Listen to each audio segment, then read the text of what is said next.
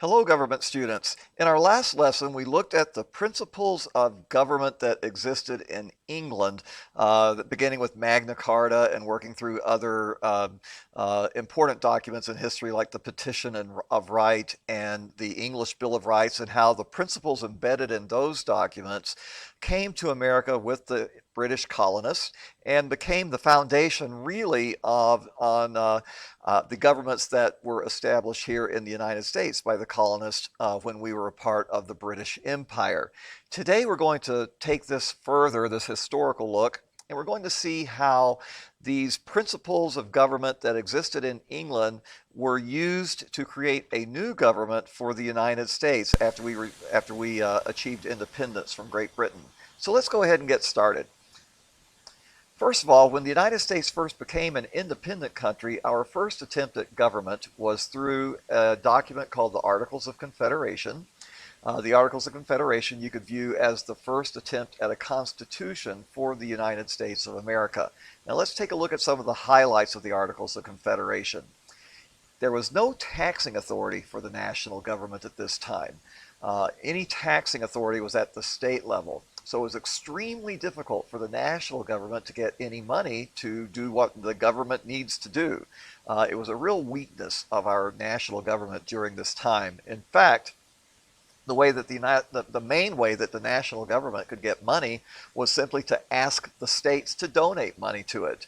And the states had no obligation to actually fulfill any kind of obligation to pay the national government any money. As you can imagine, many states declined the invitation to provide money to the national government.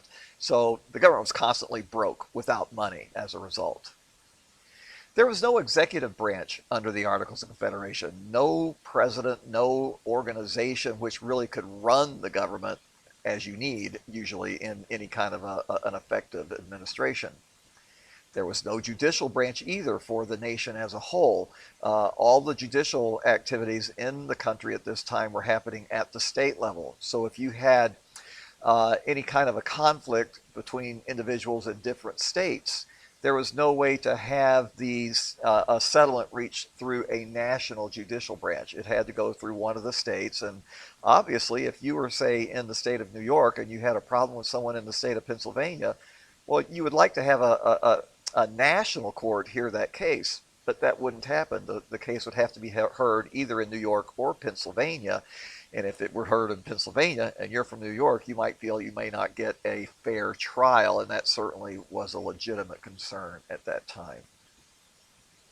There was no single currency either. In fact, each state had the power to make its own currency in addition to the national currency that we had.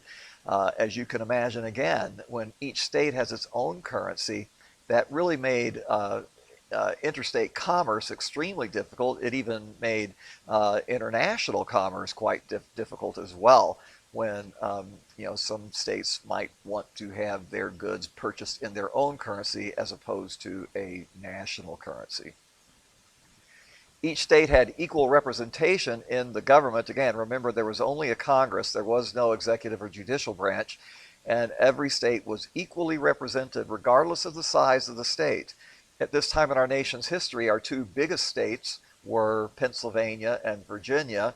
They had about 10 times the population of the smaller states like Delaware or New Hampshire. And yet Delaware and New Hampshire had equal power in the government as the large states did.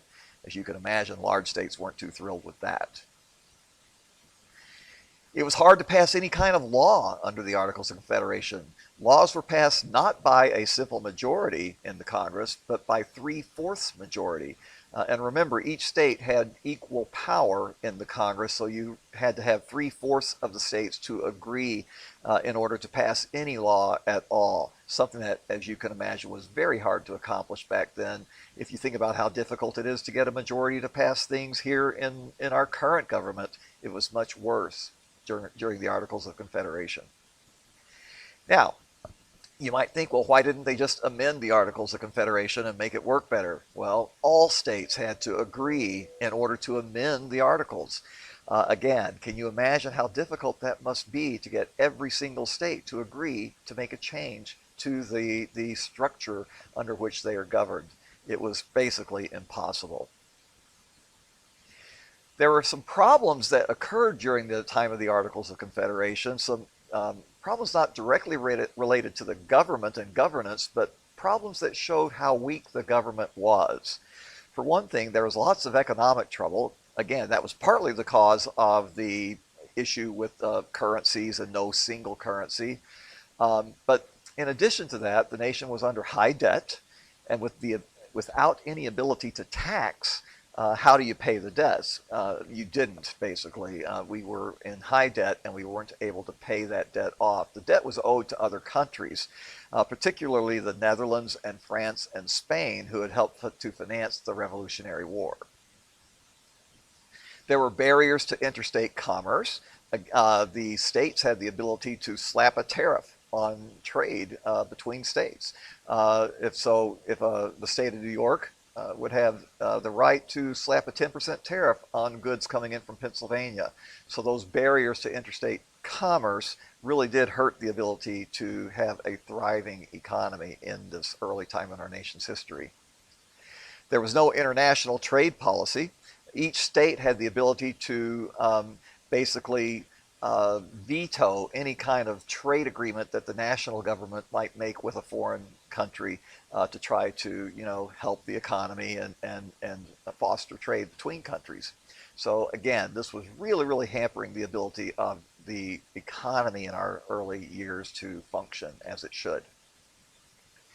Finally, the straw that broke the camel's back, or the spark that lit the fire, as you might say, was something called Shays' Rebellion, which occurred from August 1786 to February 1787.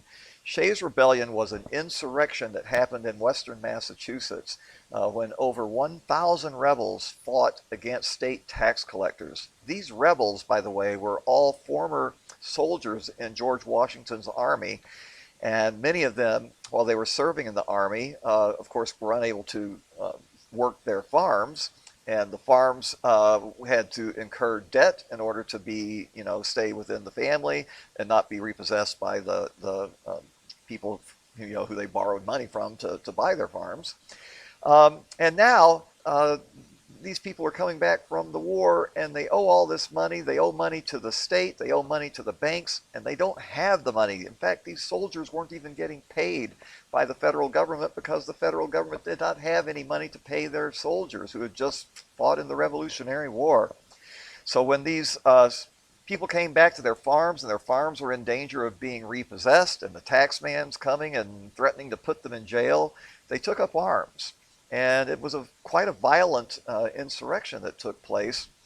And the national government had no way really to put this rebellion down. It really showed the weakness of our national government, that there was no way for us to respond adequately to put this thing down. So it lasts 6 months, and it was really a bad time. It looked like, the whole country was about to fall apart. And it convinced many of the need for a stronger national government. Take a look at this letter. But for God's sake, tell me what's the cause of all these commotions. I'm mortified beyond expression that in the moment of our acknowledged independence, we should, by our conduct, verify the predictions of our transatlantic foe and render ourselves ridiculous and contemptible in the eyes of all Europe. This was a very famous American writing these words, and he's writing these words as a result of his observation of what was going on during Shays' Rebellion. If you look at the words, the transatlantic foe, of course, was England, who had predicted that America could not stand on its own without a king. And it was making America look ridiculous and contemptible to all who were in Europe. Who do you suppose wrote this letter? Well, it was written by none other than the most popular man in America at this time, George Washington. And when George Washington is expressing concerns about the ability of our country to survive in these hard times, people listened and paid attention and decided that something had to be done. So something was done. A constitutional convention was called. 55 delegates from 12 states met in Philadelphia. Rhode Island did not attend, but all the other states were represented. The purpose of the Constitutional Convention was to revise the Articles of Confederation to give more power to the national government. James Madison, one of the delegates from Virginia, arrived, but he arrived with plans for an entirely new constitution, an entirely new framework for government. And he was able to convince the other delegates at the Constitutional Convention that the Confederation, the Articles of Confederation, needed to be scrapped and replaced by an entirely new constitution. So let's see how that shakes out. First of all, the leaders in this effort were James Madison, Alexander Hamilton, one of the delegates from New York, and George Washington. Most of their ideas were inspired by European philosophers, especially in the case of Madison and Hamilton and a few others. Washington's role was as the president of the convention. He was the presiding officer, and he lent his prestige to the effort. And by lending his prestige to the effort, again, he's the most powerful man and most popular man in America at this time. It helps to sell the idea to the people of their country. The plan that Madison brought was called the Virginia Plan. James Madison created the plan. It was proposed on May the 29th. I'm not going to test you on these dates, by the way, but it does include 3 branches of government. The bicameral legislature. There would be an upper chamber that would be elected by the state legislatures and a lower chamber elected by the people. That upper chamber would be the Senate. The lower chamber ultimately would be the House of Representatives. Both chambers were based on proportional representation, meaning that you get more representatives in the government the larger the state is. So the big states like Pennsylvania and Virginia would have far more power in the government than the small states. And of course, this was therefore favored by larger states. And the smaller states are kind of getting panicky at this idea. So after a little while, a couple of weeks later, they introduced something called the New Jersey Plan. And the New Jersey Plan was submitted by delegates from the smaller states. There would be only one chamber in Congress, similar to under the Articles of Confederation, and each state was given an equal number of representatives, just as in the Articles of Confederation. Of course, this was opposed by the larger states. Now, there were other differences. It wasn't identical to the Articles of Confederation. For example, the New Jersey Plan did allow for there to be a judicial branch and an executive branch, but otherwise it was very similar to the Articles of Confederation.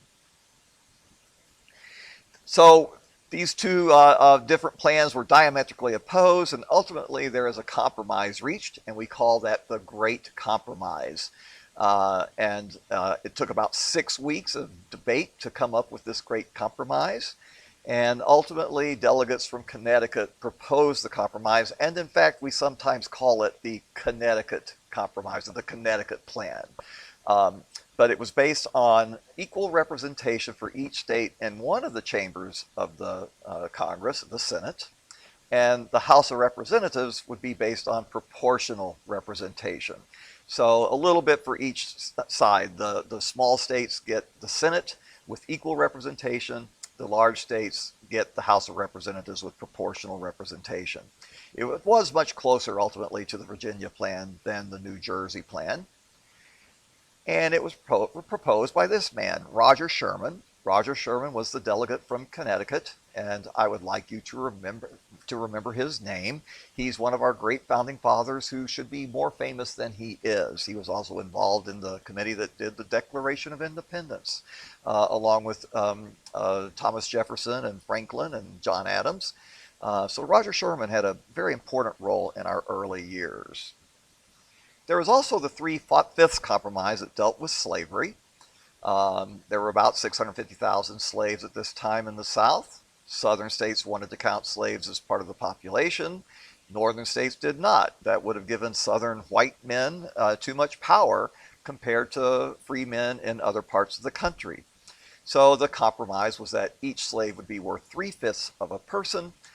In counting the population. Slaves, of course, did not have any vote, so it still gave white slave owners much more power. And it also allowed the slave trade to remain illegal, that is, African slave trade, for 20 more years. These compromises then ultimately were agreed to, and the Constitutional Convention came to an end. and then the states had to ratify what they had put together, and we'll talk about that in our next lesson.